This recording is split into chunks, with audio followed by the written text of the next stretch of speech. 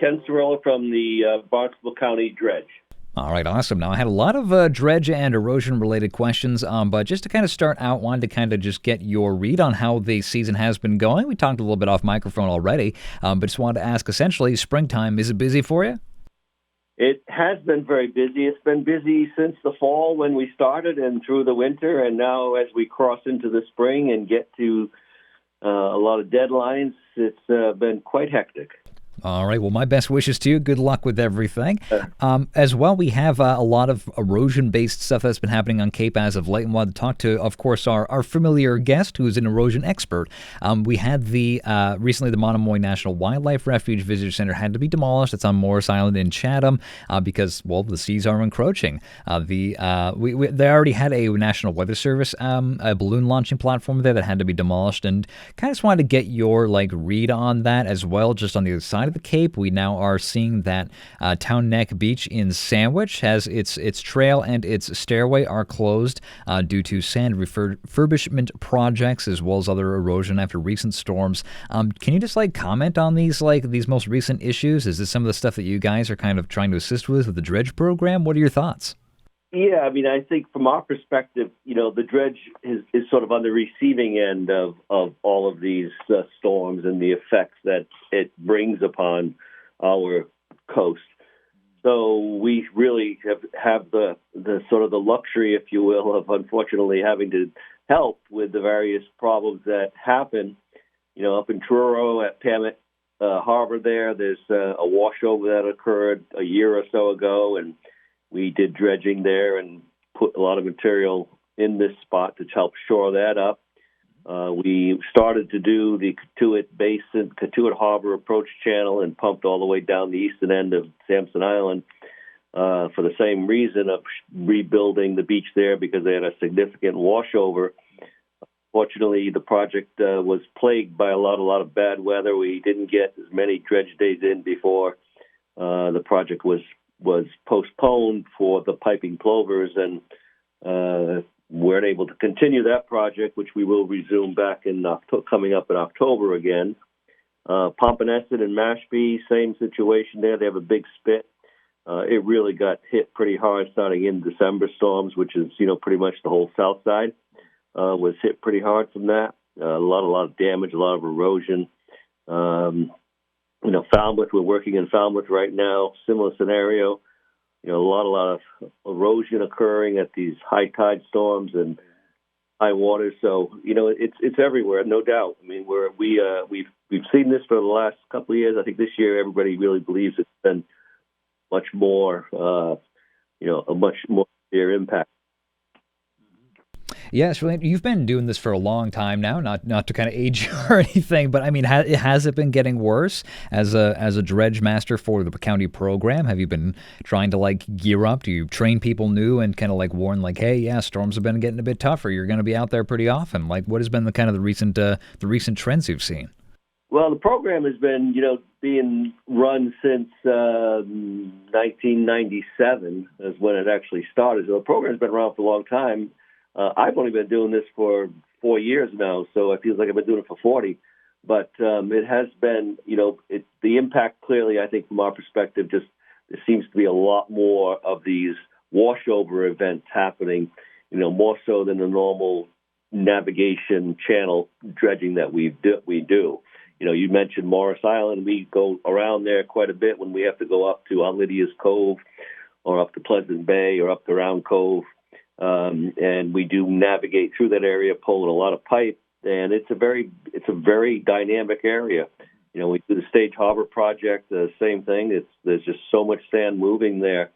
Things are changing, and sand doesn't really have a whole lot of boundaries. It goes where it needs to go and how it wants to go. And these storms that we have been having have clearly had a pretty damaging effect. Yeah, we've seen a lot of different windstorms, and I believe it feels like forever ago, but this winter especially had a lot of really high wind, a lot of rain. Fortunately, not a ton of snow and ice. I say that crossing my fingers for next week. I'm sorry, next year as well. But is this going to be? Was that a bit of a busy time for you? What even happens during a storm? Do you look out the window at the rain coming down and just go, "Yep, going to be a busy week upcoming"? How does that impact your regular stuff? Well, unfortunately for us, that is our biggest challenge is the weather. We can't control it. Our schedule is very, very tight. The projects that we have, as soon as we, get into these weather patterns, as we have seen, where we get a couple of 3 or 4 day storm, it does disrupt our scheduling pretty badly. Speaking about just sort of the timing of the years, as we have seen, this year did start with some very significant storm in December, and then 2 more in January. And, this year they seem to be different in the sense that we have had less nor'easters and more southeast storms, which have kind of, causing all of the damage on the south side. So that seems to be a little bit more of an oddity that we've experienced, is that less on the north side, more on the south side. Yeah, very interesting to see how it's how dynamic it is. Now, as well, you mentioned some of the washovers. I'm reminded of an event that happened in Wellfleet in recent years. Forgive me, I can't remember exactly how long ago it was, but there was a washover at a dune that led to a stagnant water situation and a lot of mosquitoes coming to breed because of that. Is that like just yet another issue that you have to kind of deal with on a regular basis? Because, God forbid, we have even more mosquitoes to contend with in the summer. Yeah. I'm not sure. I'm up to date on that one. I mean, I think what we have seen when we say washovers, it's typically along these coastal areas. Again, then Pamet, where you have a jetty that kind of comes out to the beach, and the jetty from the jetty 100 feet or so, it's washed over, and the worry there is that it can breach into the harbor and make a permanent cut. So those seem to be the problem. Same thing here on the south side in Sampson Island. The entrance to Osterville and the West Cut, the jetty there, the jetty where it hits the beach, a good 100+ feet have just been, washed right over. So the dune that supports it is kind of gone, and that's why we dredged to put that sand there to build it up. It's a little bit different because, typically 100% of the work that we do is to nourish the beaches, meaning putting sand on the beach to replenish it and, cover up some gravelly areas. So now we're seeing projects that are really different because they are designed to build up these areas that have been washed over. So it's a very different type of work, and it requires a lot more sand. And, it is also a Band-Aid approach, because this is not something that it's not a permanent fix. Is there any kind of examples that you can provide? Maybe that you don't need to put any towns on the hook or anything, but are there some examples of infrastructure that could be put in place maybe on Cape Cod that you know of, just for people who might not be as familiar with dredging as you are? Yeah, I think that's that is one of the challenges now. It does kind of tie back to permitting. I mean, number one is that there's no doubt that we have seen a rise in sea level. The county has an office that monitors the water levels and all, and we're close to about 4 3/4 inch of sea level rise since the year 2000. So in a 100-year period, it goes up, it goes down. But speaking specifically from the year 2000 to current, we're close to about 4 3/4 inch. So that's a lot of water that's now in our area higher sea level. So the impact of that, obviously, at a high tide and strong storms is quite significant. But to the point, in Pamet, they did spend a lot of work on reinforcing the sort of a structure, pilings and these kind of coconut bags, and they fill those with sand and they bury those, and then we put sand on top of that. So the structure, trying to build it up and give it some integrity so it can withstand the impact of the waves and all. But the real fix then does become to extend the breakwater and build up with rocks, because the temporary solution is sand. The temporary solution is trying to reinforce it, but the more permanent solution, is to expand the breakwater, meaning more rock that can be able to withstand and be built higher. Now, I'm no stranger to Plymouth Harbor. They have a lovely a walkway even out on the breakwater there with a lot of big heavy rocks. Of course, is that going to be something that you'd like to see in general? Because of we've seen some really crazy storms and crazy high waves as well. Are those even enough, or do they have to go even bigger necessarily in the future? What is the is there like a standard recommended height, I suppose, when it comes to that infrastructure? Yeah, no, and I was referring to Pamet Harbor, Pamet in Truro, not Plymouth, just to clarify. Oh, sure. So, yeah. So, no, I mean, the breakwaters that we talk about, are what we see all along the coast, typically, built up to support the approach to a harbor, whether it be the Osterville cuts or whether it be, Falmouth, whether it be the Hyannis, there's many of those, and they're not designed, to shore up the infrastructure. I mean, the original design has always been to kind of build out to have a safe harbor, make the channel entrance secure.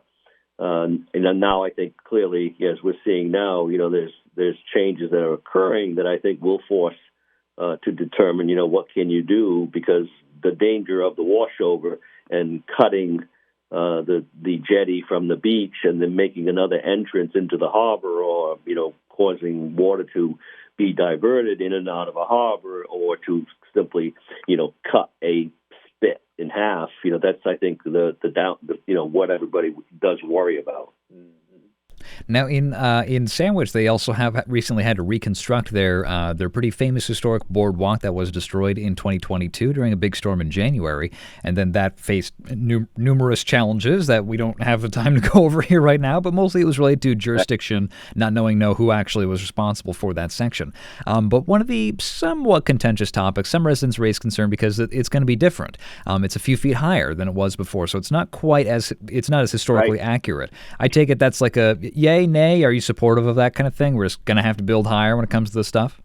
Yeah, I think there's a lot of different variables involved in that boardwalk, from the ADA compliancy to making it structurally sound to be able to go ahead and withstand higher water levels. So, I think if you look at the amount of engineering that went into that, certainly the decision and the outcome is the best case scenario for that project. It's not the nice old traditional boardwalk that everybody's used to, but unfortunately, those days are gone. You're not going to be building like that. You shouldn't be building like that. They're not going to stand up to time. In your opinion, I mean, I'm personally not a boardwalk expert, and I don't know if you are either, but in your opinion, were we maybe a bit lucky that it lasted as long as it did?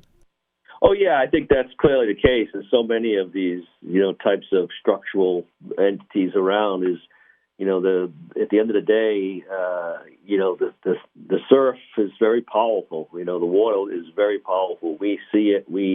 Most folks, you don't appreciate how impactful and how damaging it can be.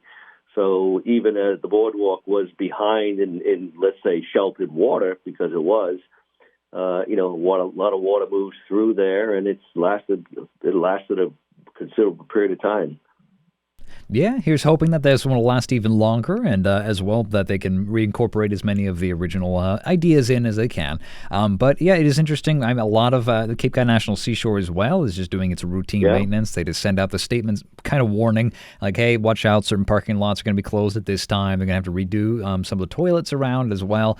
So clearly just being out on the beach in general, coastal community, is a lot of maintenance that goes into it. I imagine many people don't think about.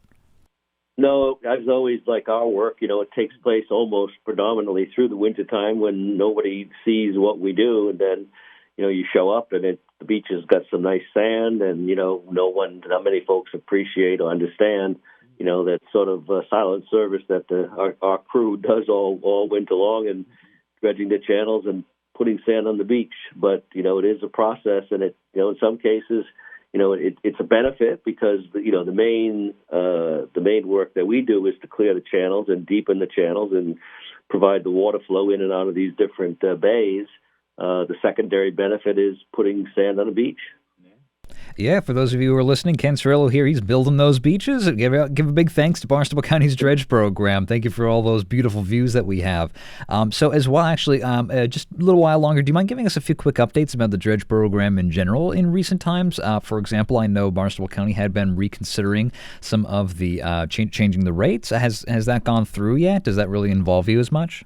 Yes, certainly. We do have a new rate structure that was approved and put into place back in February now. It will take effect in July. It's the next fiscal year, but the rates have now been set. We'll still be 50% minimum below the private sector rate, so it's still a fabulous business. It's a fabulous deal for all the towns and all the taxpayers because we are significantly lower than the private sector. The work that we do, as we said, there's last couple of years there's been a terrible backlog in the permits that each town has to have to allow the dredging. Where we've cleared up that backlog of permits. One or two towns are still working forward on their renewals coming up. So now we're going to be facing the opposite problem where we'll have a pretty significant backlog of projects because of these delays that we've had. So, our schedule will be very full. We have to stop much earlier because the weather is always a variable, and we can't make up days. We don't have weather days that we can say, okay, let's go ahead and dredge 5 more days because we just lost 5. It doesn't work that way. We have so many restrictions on time of year restrictions for various species, and certainly we keep on hitting those deadlines. So it's a big challenge ahead because there's way too many projects that we need to do, and there's never enough days to do it on top of weather and the unavoidable mechanical delays that we have as well. Oh, yeah. I remember one of our previous conversations was related a lot to upgrading equipment and stuff like that. Yeah. Have you got some new toys now, or is it going to be? Yeah, we have been very, very good in spending almost $2 million, over $2 million that has been granted to us both from the federal government with the ARPA money as well as the state with the Mass Dredge grants. And we have really pushed the reset button and have a very, very good a lot of equipment that has been much needed, a lot of spare parts that have been much needed. So we're in pretty good shape. Unfortunately, stuff will still break. We are in a horribly difficult environment, and it's always the challenge of something that will break, and the key is to be able to repair it quickly. Well, Ken, what do you mean that the equipment might break moving tons and tons of sand every year in a heavily saltwater environment? What do you mean? But that is great. Glad you got the new equipment ready to go. As well, so you mentioned species and stuff like that. Is immediately my mind goes to the North Atlantic right whales and stuff like that, migratory patterns. But do you mean more like the birds? Is that kind of more the fear? We actually will start the season off. There's actually a time of year restriction in some places for terrapin turtles over up in the Buzzards Bay area. We'll hit the winter flounder. Will be the first time of year restrictions that we hit in January, and then we kind of roll into the piping plovers and horseshoe crabs. So we do keep on going from area to area and species restriction as the seasons go. Mm-hmm. Yeah, do you just rotate around? I mean, at this point, I wonder how do you? I love my local marine animals. Don't get me wrong, but at this point, I wonder how do you ever get any dredging done? No, it's a big problem. I mean, there are certain restrictions. There also are waivers that do allow us to have a couple of extra days if we hit a deadline. In some places, we need a few more days. There's the ability to get waivers granted for us to continue. So that's not unusual, again, because certainly, some of the projects, you need another few more days, and depends on what the species is, and depends on where the work is being done. So there is a fair level of flexibility that we do get from the regulatory agencies. Plovers are a challenge because they certainly, are starting to arrive a little earlier, it seems, with the warmer winters. So that is pushing things back a little earlier in the season than what we've been able to have in the past. Very interesting. It's unfortunate kind of to see like the changing climate, obviously impacting so Yeah. much, but as well. So you last time we spoke as well, we kind of mentioned that you had a few positions that you were looking to fill. Is that still the case? Did you want to kind of maybe let listeners know what you might be looking for?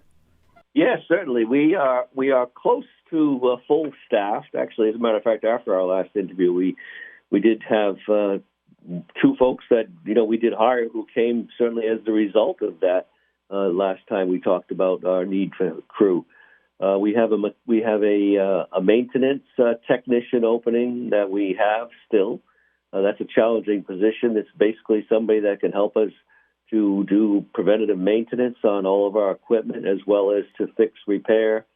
We really need the MacGyver kind of guy or woman that can figure it out if they have no idea what they're doing. That's kind of what we see as that challenge because we're not out. We have Caterpillar engines, we have outboards, we have a dredge that's two dredges that have all kinds of hydraulic systems on it. So we really do need that one person who can sort of be able to do nothing but worry about what's going to break next and make sure we have enough spare parts on hand to fix it. That's one opening, and we are also always taking applications for potential expansion, on our crew for the deckhands as well. All right, that's awesome. Wonderful. Anybody out there knows how to swing a monkey wrench? There you go. Ken Cirillo looking to get some applications. All right, well, we're about coming up on time now. Last question before I let you go. Do you mind is there any problem children when it comes to some of the most common harbors that you need to dredge or some other areas in recent times that's offered a little bit more challenge than maybe you would like to deal with? Well, the biggest project that we have is beyond a doubt the most difficult project that we have, which is the Stage Harbor entrance channel. The currents down there are so strong. The tidal movement there is up and down, and moving pipe across some of the shoals that are down there. A very, very long pipe run. We have a big booster station that we have to put down there as well. We have about 2.1 miles of pipe on that one with like I said, a booster station. It's a very difficult job. That one takes a lot of time. Dredging is almost the easy part. Setting up, mobilizing, and demobilizing. That's really where it consumes a tremendous amount of time. We have enough staff to manage two dredges at the same time, but when it comes time to mobilize, it really drops one dredge out of production because it takes that much crew on towing pipe, moving pipe, putting pipe together, and bringing everything in to make a project start. That one is the hardest one, beyond a doubt. We have a couple of other ones. The one that we just started in Cotuit here, that one is also very challenging. It was another very long pipe run, about 9,000 feet.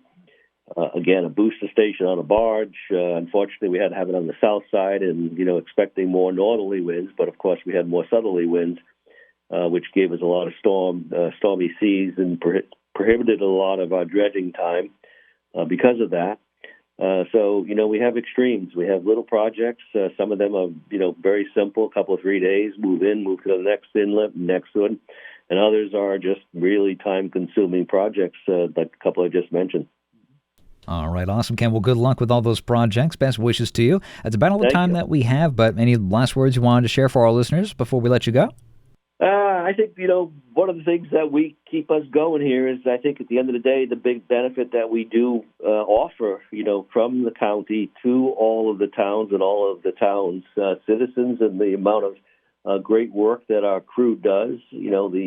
At the end of the day, that sand that's put on the beach and the channels that are kept clear, allowing recreational boats, commercial boats, fishing boats to be able to go ahead and transit our waters and, keep them safe. So I think that's the key for what we do as providing this public benefit that most folks really don't realize, what the work entails, what service we provide. So I think it's just a big shout out to this program and the crew that we have.